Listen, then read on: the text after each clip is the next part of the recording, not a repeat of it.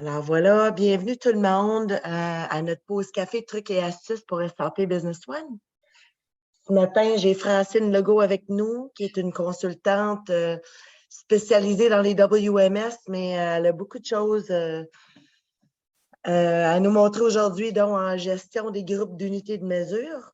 Ça dure à peu près 30 minutes, mais si vous avez des questions, je vais vous avez la petite boîte de Q&A pour question and answers, puis je vous laisserai jaser. Fait que merci, Francine.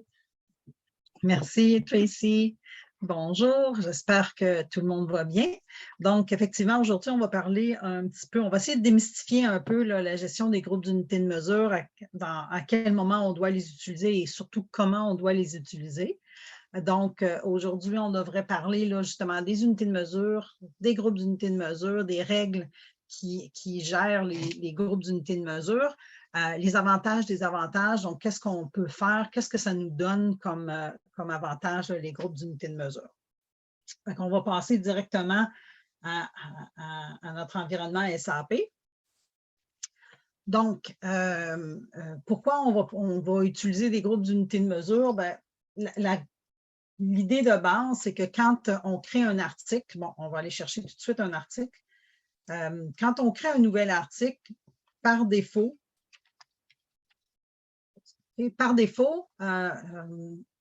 va nous assigner un groupe d'unités de mesure qui est manuel. Manuel, ce que ça veut dire, tout simplement, c'est qu'on peut rentrer n'importe quoi. Et c'est ce que je vois souvent chez les clients. Comme Tracy vous l'a dit, je suis spécialiste WMS et quand on pense à éventuellement installer un WMS, ça peut nous causer de sérieux problèmes quand on n'a pas créé nos groupes d'unités de mesure correctement, quand on n'a pas une bonne base là, pour le WMS. Ça va aussi aider, une fois qu'on établit des groupes d'unités de mesure, qu'on a des unités de mesure qui sont standardisées, bien, ça va éventuellement aussi aider beaucoup pour la documentation, pour créer des requêtes, des rapports, pour tout ce qui est l'échange de documentation comme les échanges EDI, ASN. Donc, c'est des choses qui vont vous servir là, à ce niveau-là aussi. Donc, dans le groupe d'unités manuelles, je vais juste prendre 2 petites secondes pour éteindre mon WMS. Je ne veux pas qu'il interfère avec ce qu'on va faire aujourd'hui. Je vais juste le fermer. Okay.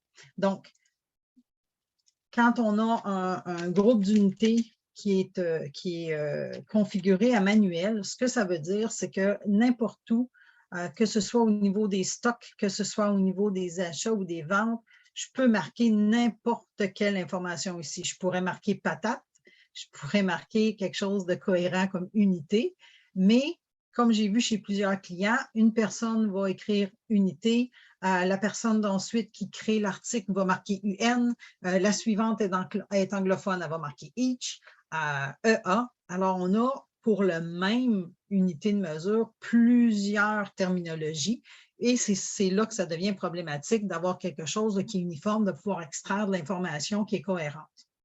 Donc, comment on crée nos unités de mesure? Bien, les unités de mesure, on va aller dans Administration, Définition, Gestion des stocks et on va aller dans Unité de quantité. Il n'y a pas toujours une bonne cohérence dans la terminologie. Donc, on a unité de quantité pour les unités de mesure et groupe d'unités de mesure ensuite. Donc, il ne faut pas vous inquiéter, ça veut dire la même chose. Donc, quand je m'en vais dans unité de quantité, ici, j'ai bien unité de mesure. Et je peux créer ici toutes les unités qui peuvent me servir. Donc, comme vous voyez, j'en ai vraiment beaucoup parce que c'est une base test et je copie souvent ce qui est créé chez les clients pour reproduire les situations qu'on a chez les clients. Donc, on a plusieurs unités de mesure qui sont définies. Il y en a certaines qui sont définies avec des longueurs, largeurs, hauteur, volume. Donc, ça, c'est certain que quand j'utilise quand je suis un distributeur et que c'est toujours le même type d'article avec toujours les mêmes grosseurs, donc quand j'ai un small pack ou une palette, c'est toujours les mêmes dimensions. À ce moment-là, bien, on peut compléter l'information ici. Ce que ça va faire, c'est que ça va nous permettre à ce moment-là de pouvoir extraire ces informations-là pour les mettre dans des documents EDI, entre autres. Donc, on a ici toutes nos unités de mesure qui sont créées. Donc, ça, c'est la première étape. créer nos unités de mesure. Donc, à partir du moment où on a créé nos unités de mesure, là, on devient un peu plus cohérent. Et même si on utilise un mode manuel, on peut forcer dans les cases ici avec des formatted search, je ne sais pas trop la terminologie en français, des recherches formatées, à des requêtes formatées, on peut forcer à ce moment-là l'utilisateur à sélectionner une de ces valeurs-là. Donc, on va à ce moment-là déjà uniformiser nos données. Une fois que nos unités de mesure sont créées, on va pouvoir après ça aller définir des groupes d'unités de mesure. Donc, qu'est-ce que c'est un groupe d'unités de mesure? Ben, un groupe d'unités de mesure, ça permet d'établir des règles de conversion, okay, qui vont s'aligner avec nos articles. Donc, je peux à ce moment-là dire, ben, j'ai des articles, j'ai une certaine quantité qui est mon unité de base et j'ai des quantités alternatives. Qu'est-ce que c'est tous ces termes-là? Ça a l'air bien compliqué. Donc, si je retourne à mon diapo, vraiment, je veux juste vous montrer une petite image.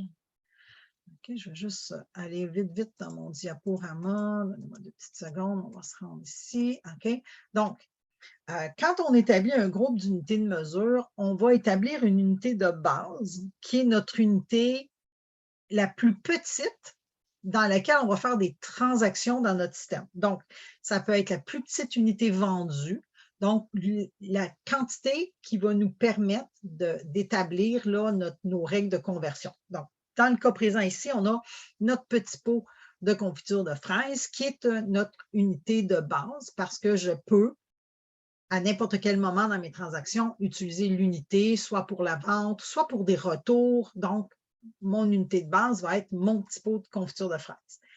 Mon petit pot, il existe aussi en boîte. Donc, je peux faire une boîte avec 4 petits pots à l'intérieur. Ces boîtes-là, je les mets dans des cartons. Donc, deux boîtes dans un carton qui représente 8 unités.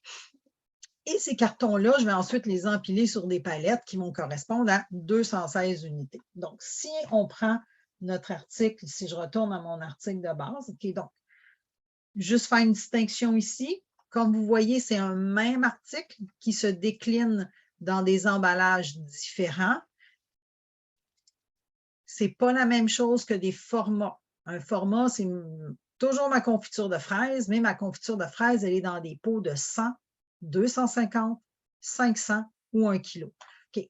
Ça, ce sont des formats différents. Ce ne sont pas des unités de mesure et ça devrait être des articles différents. Donc, ça, c'est la notion super importante quand vous avez un WMS ou quand vous pensez avoir un jour un WMS. Ça, c'est une notion qui est vraiment importante. Ce ne sont pas, ici, ce n'est pas le même article, ce sont des articles différents parce que ce sont des formats différents.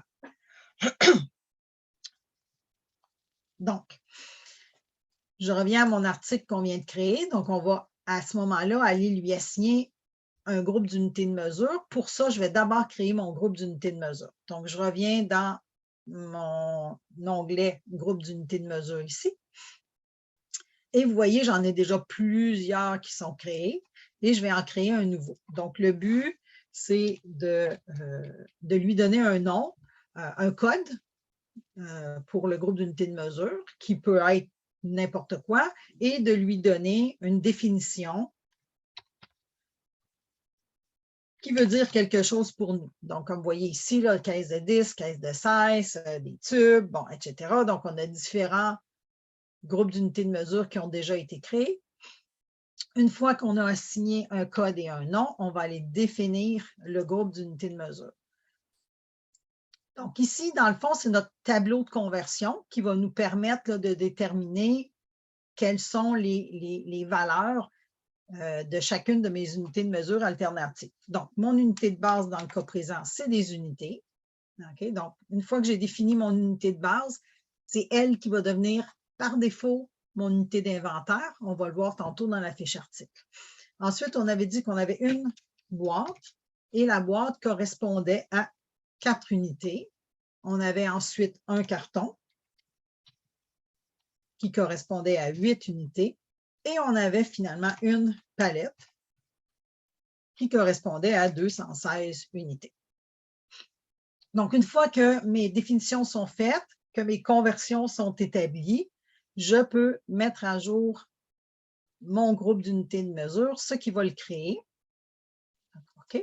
Et je fais ici « Mettre à jour ». Voilà. Donc, je viens de créer mon groupe d'unités de mesure pour mon article qu'on a ici. Donc, mon article, il est tout neuf. Il n'y a jamais eu de groupe d'unités de mesure. Ça peut être un vieil article, entre guillemets, qui n'a pas encore eu de groupe d'unités de mesure. Je peux venir lui en assigner un. Il faut faire bien attention, une fois qu'on a assigné un groupe d'unités de mesure à un article et qu'on a commencé à faire des transactions, on ne peut plus enlever ce groupe d'unités de mesure-là. Il est condamné à rester avec cet article-là toute la vie de l'article. Donc, c'est pour ça qu'il faut vraiment faire attention, être bien attentif quand on crée nos unités de mesure et s'assurer qu'elles correspondent bien à l'article qu'on a en main. Donc, ici, je vais tout simplement aller lui assigner celui qu'on vient de créer, qui est quelque part… Oh non, je vais juste refermer mon article.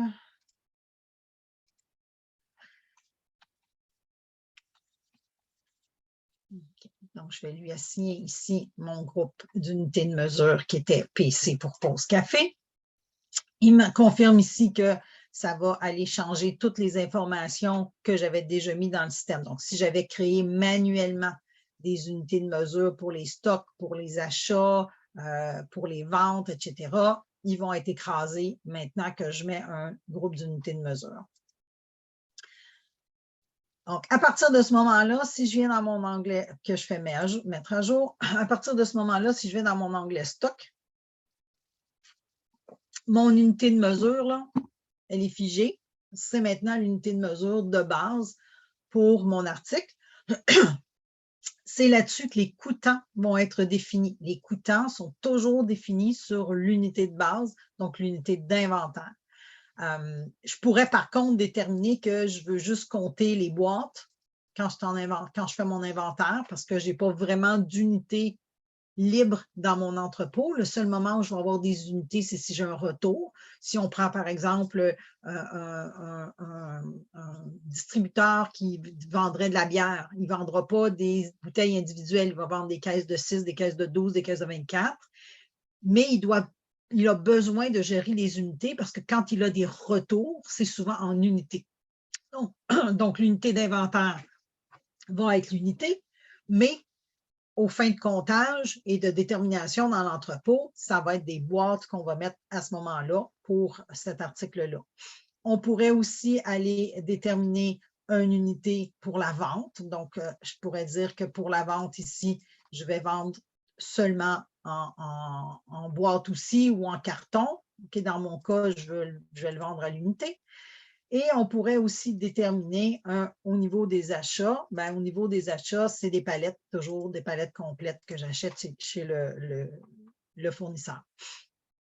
Pour avoir ici cette petite bulle qui nous permet d'aller sélectionner nos unités de quantité, il y a un petit tour de passe-passe qu'il faut faire dans le fond. C'est par défaut dans SAP, mais au cas où ça n'afficherait pas, vous allez dans « Administration », Initialisation système, option générale. On va aller dans l'onglet Gestion des stocks, articles, et vous allez voir ici Ajout automatique de toutes les définitions de groupes d'unités de quantité aux articles. Alors, à ce moment-là, c'est ça qui va nous permettre d'avoir accès à nos unités de mesure dans les champs ici de code d'unité de mesure. Donc, une fois que ça c'est fait, ce n'est pas très compliqué, on met à jour et maintenant notre article est bien configuré avec des bonnes unités de mesure. L'avantage des groupes d'unités de mesure, c'est qu'on peut déterminer des codes barres différents pour chaque unité de mesure.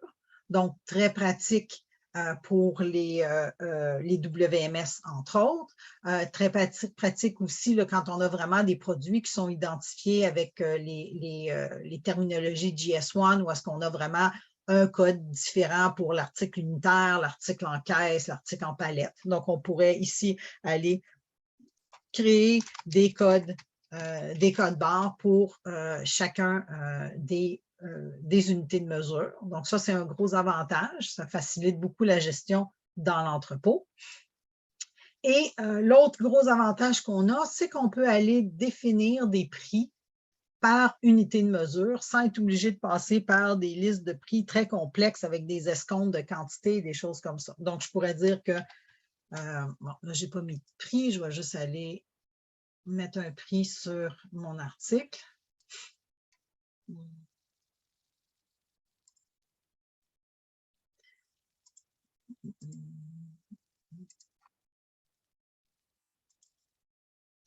OK, donc mon article, il s'appelait test CV. Puis on va lui donner un 2 2 mettre à jour. OK. On va mettre à jour ici. Mettre à jour ici. On va rafraîchir. Donc, j'ai mon prix unitaire ici. Donc, si je reviens ici, donc je peux dire parfait. Alors, la boîte, normalement, devrait coûter 8 $. Je vais la vendre 7,50 $. Le carton, selon mes données de conversion, devrait coûter 16 $. Je vais le mettre à 14 $. J'ai un plus grand escompte quand j'ai plus de quantité. Et si quelqu'un m'achète une palette qui devrait normalement coûter 432, bien, je pourrais dire, bien, elle, je vais donner un 15 % d'escompte. Elle va coûter 367,20 $. Donc, c'est super facile de gérer des prix selon l'unité de mesure. Ce qui veut dire que maintenant, dans toutes les transactions de vente dans SAP, quand je vais inscrire une palette sur une commande ou quand je vais inscrire un carton sur une commande, automatiquement, le système va savoir qu'on ne prend pas le prix unitaire, mais on prend le prix qui est associé à l'unité de mesure qui est là. Donc, ce n'est pas très compliqué, ça offre beaucoup d'avantages. On a des petites nouveautés dans SAP 10. Donc, ceux qui ont des versions antérieures à SAP 10, vous avez des limitations au niveau des unités de mesure, dans le sens qu'un groupe d'unités de mesure ne peut pas être changé dans un article. Donc, une fois qu'on a défini notre groupe d'unités de mesure, c'est plus possible de le modifier. Par contre, avec SAP 10, on pourrait le modifier. Donc, disons que j'ai un groupe d'unités de mesure qui n'aurait pas la palette dedans et que je voudrais et que je m'en sers pour plusieurs articles, mais que pour un nouvel article, j'aurais besoin d'avoir la palette et ça existe déjà pour d'autres. Je pourrais faire l'échange de groupes d'unités de mesure en autant que mes valeurs de conversion ici existent déjà dans la nouvelle unité de mesure que je vais, le groupe d'unités de mesure que je vais utiliser. Donc, je pourrais prendre une unité de mesure qui n'aurait pas la palette, mais qui aurait le 148 et la changer pour un autre groupe qui aurait le 148-216. Francine, j'ai une petite question. Oui. Quand tu dis que tu ne peux pas les changer, y a-t-il moyen, par contre, de rendre une unité de mesure inactif puis d'en créer un autre? Oui, avec SAP 10, oui. OK. Donc, avec SAP 10, je pourrais effectivement désactiver certaines unités de mesure. OK. Il est toujours possible dans un groupe d'ajouter des unités de mesure, ça c'est sûr. Par contre, ça peut causer des problématiques là, dans le WMS si on ajoute des unités puis qui ne sont pas dans une gradation normale, mais ça, c'est une autre histoire. Mais oui, on peut désactiver. Donc, avec SAP 10, j'ai l'opportunité de désactiver une unité de mesure. Quand je la désactive dans un groupe, ça veut dire que je ne la verrai plus nulle part. Donc, je n'aurai plus accès à son code barre, je n'aurai plus accès à ses prix dans les documents de vente, je n'aurai plus accès à cette unité-là ici quand je vais quand je vais ajouter des unités de mesure pour mes achats, mes ventes ou mes... ici, là, il ne sera plus disponible jamais. Donc, oui, je peux désactiver une unité. Admettons que ce produit-là, demain matin, le fournisseur, il ne le fait plus jamais en boîte, puis il fait juste des cartons, bien, je vais aller désactiver la boîte. Elle ne sera plus visible nulle part pour tout ce groupe d'unités de mesure-là. Mais seulement dans la version 10. Seulement dans la version 10. Il y a une autre chose qui est ajoutée dans la version 10 qui est vraiment très plaisant, c'est la possibilité d'ajouter des UDF dans le groupe d'unités de mesure. Donc, si je reviens tantôt, je l'avais caché parce que c'était une surprise. Donc, si je retourne dans la gestion je m'en vais dans unité de quantité. Ça, c'est l'écran standard des unités de mesure dans SAP. Mais moi, j'ai ajouté une nouvelle colonne. Où est-ce que j'ai mis mes traductions de mes unités de mesure? OK. Donc, j'ai mes noms en anglais, mes noms en français, ce qui fait que dans mes documents, donc plutôt que de faire des passe-passe pour essayer d'aller chercher les bons noms d'unités de mesure, donc si j'ai des documents qui sont bilingues, bien, je pourrais aller chercher cette nouvelle valeur-là, puis l'inclure dans mes documents. Donc, dire que si j'ai un document qui est imprimé en français, on va chercher cette colonne-là. Si j'ai des documents qui sont imprimés en anglais, bien, on va chercher cette colonne-là. Donc, on peut ajouter différentes valeurs, on peut rajouter des UDF dans nos unités de mesure. Donc, ça, c'est un gros avantage qu'on a avec SAP 10. L'autre chose que je voulais vous montrer, bon, on a parlé un petit peu là, depuis le début que ça influençait beaucoup au niveau du WMS, de comment on bâtit nos groupes d'unités de mesure. Je voulais vous montrer un petit peu un exemple avec le WMS de Produmex, celui qu'on installe assez régulièrement avec, chez nos clients. Alors, j'ai ici 2 articles dont les groupes d'unités de mesure ont été construits exactement comme j'ai vu chez des clients. Donc, j'ai déjà vu ce type, et là, ce que je vais vous montrer, c'est un exemple vraiment très réduit. Donc, on a un groupe d'unités de mesure ici qui a été bâti en incluant toutes les unités de mesure qui existaient dans le système du client. Donc, chez le client, en fait, cette image-là aurait 42 lignes. Okay? Donc, le client avait, pour ne pas se casser la tête, puis pour ne pas avoir de duplication ou de mauvais code, puis encore là, j'avais des unités, des each, un petit peu n'importe quoi. Donc, il avait tout mis, toutes les unités de mesure dans son groupe d'unités de mesure et il utilisait ce groupe-là pour tous ses articles. Ce que ça donne sur un scanner, donc si je fais une réception de cet article-là, ici, ou je fais une transaction dans mon système avec cet article-là, ce que l'opérateur va voir, c'est ça. Alors, toutes les unités de mesure sont là et il ne faut pas qu'il se trompe quand il choisit l'unité de mesure dans laquelle il est en train de travailler. Okay? Donc, ce n'est pas une bonne option. Ça simplifie la vie pour faire l'entrée de données, c'est certain, mais ce n'est vraiment pas efficace quand on vient pour travailler dans la base de données ou sur un scanner WMS. Deuxième exemple, on reprend l'exemple de notre vendeur de bière. Alors, notre vendeur de bière ici a créé un groupe d'unités de mesure où il a mis la caisse comme l'unité de base et les unités comme unités alternatives. Donc, ce que ça fait, c'est que pour une caisse de 12, on a donc les unités représentent donc une fraction de la caisse de 12, ce qu'on essaie d'éviter le plus possible. Pourquoi? Premièrement, parce que ça cause des erreurs au niveau des arrondissements. Si je prends 12 unités, je n'aurai jamais une caisse complète. Je vais avoir une caisse qui va être arrondie à 0.0000. Donc, je n'aurai jamais une caisse complète. Et si je reviens encore dans cet exemple-là à mon WMS, ce que je vais voir, c'est effectivement un arrondissement. Donc, une unité représente 0.083333 caisses, ce qui fait que même si je mets 12 unités ici, ça ne me fera jamais une caisse complète. Donc, les arrondissements vont causer des problématiques. On va avoir des 0.0001 caisse qui vont rester en inventaire tout le temps, des trucs comme ça. Donc, super important, toujours la plus petite unité en premier et non pas l'unité qu'on sert le plus souvent.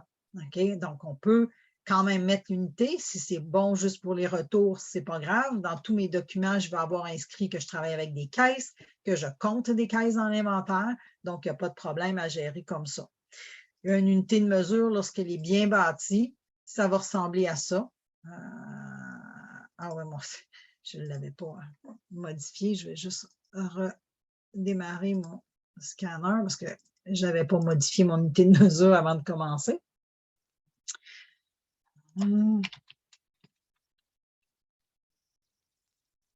En même temps, ça vous montre un petit peu notre scanner WMS. Donc, on va y aller comme ça. Donc, notre test PC qui est ici. Donc, vous voyez que c'est un ordre logique. Donc, j'ai mon unité, ma boîte de 4, mon carton qui représente 2 boîtes de 4 et ma palette qui représente 27 cartons. Donc, ça fait pas mal le tour de ce que j'avais à vous présenter sur les unités de mesure. Je ne sais pas si vous avez des questions. Donc, l'idée en arrière des unités de mesure, c'est de standardiser les informations qu'on met dans le système SAP. C'est de pouvoir extraire cette information-là par la suite et de l'envoyer dans des documents, que ce soit au niveau de juste des listes de prix ou des documents beaucoup plus complexes comme EDI, et de faciliter éventuellement l'intégration d'un WMS. Ah, très intéressant, Francine. Merci beaucoup. Est-ce qu'il y a des gens qui ont des questions? Vous avez, je ne sais pas c'est où, sur votre écran, Q&A, question and answers ou encore le chat. Levez la main, je vous débarre, puis posez des questions. Francine, elle connaît tellement ça. On pourrait donner une formation de 3 heures facile là-dessus. Qui serait peut-être à un moment donné quelque chose d'agréable à faire en groupe, honnêtement. Là. C'est le genre de sujet que les gens aiment bien avoir sur l'inventaire. Il y a toujours des questions de plus. Est-ce qu'il y a des questions?